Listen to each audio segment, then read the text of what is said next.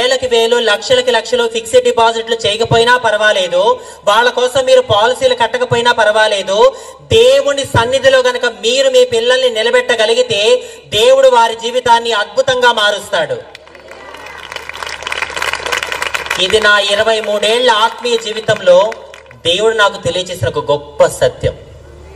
మీరు అడగొచ్చు, నీదొక ఆడా కాని మగా కాని జీవితం, ఈ రోజు ఇక్కడ నిలబడి మాట్లాడుతున్నావు, ఇంత పెద్ద పెద్ద దైవజనుల పక్కన కూర్చొని మాట్లాడుతున్నావు, నీకు ఏమి అర్హత ఉందని దేవుడు ఇచ్చాడు నీకు ఈ స్థితి?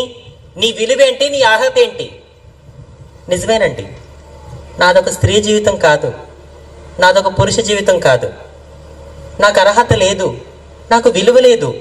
కానీ అర్హత లేని వారికి అర్హత ఇచ్చేవాడు, విలువ లేని వారికి విలువ ఇచ్చేవాడు ఎవరు? యేసయ్య కృప ఉంది మాత్రమే నేను ఇక్కడ నిలబడ్డానండి.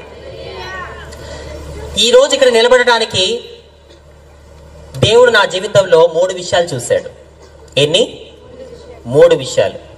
ఏంటా 3 విషయాలు అంటే, ఒకటి, నా 5 ఏళ్ల వయసులో నేను సండే స్కూల్కి వెళ్ళి నేర్చుకున్న వాక్యాలు. నేను మీ పిల్లల్ని ఎందుకు సండే స్కూల్కి పంపించమంటున్నారో వినండి, శ్రద్ధగా వినండి తల్లి.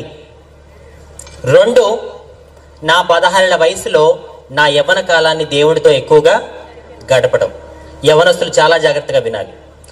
3, ఇప్పటికీ కూడా దేవుడు నా అనుదిన జీవితంలో చేసిన కార్యాలకు గాను ప్రతిరోజు ఆయనకు కృతజ్ఞతాస్తుతులు చెల్లిస్తాను. దేవా, ఈరోజు ఇలాంటి జీవితంలో కూడా సంతోషంగా ఉన్నాను అంటే అది నీ కృప. ఈరోజు 3 పూటలా కడుపు నిండా అన్నం తింటున్నానంటే అది నువ్వు పెట్టిన భిక్ష నాయనా అని చెప్పి ప్రతిరోజు దేవునికి కృతజ్ఞతాస్తుతులు చెల్లిస్తాను. 3 విషయాలు. ఒకటేంటి? సండే స్కూల్కి వెళ్ళి నేర్చుకున్న వాక్యాలు. 2, యవ్వన కాలాన్ని దేవుని కోసం ఎక్కువగా గడపడం. 3, కృతజ్ఞత కలిగిన జీవితాన్ని జీవించడం.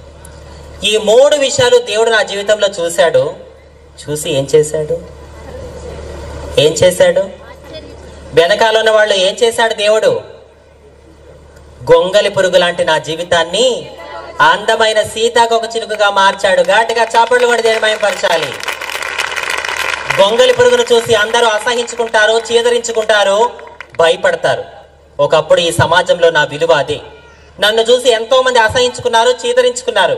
కానీ అలాంటి గొంగలి పురుగు స్థితిలో నుంచి ఈ రోజు అందమైన సీతాకొక చిలుకగా మార్చి దేవుడు మీ మధ్య నిలబెట్టాడు.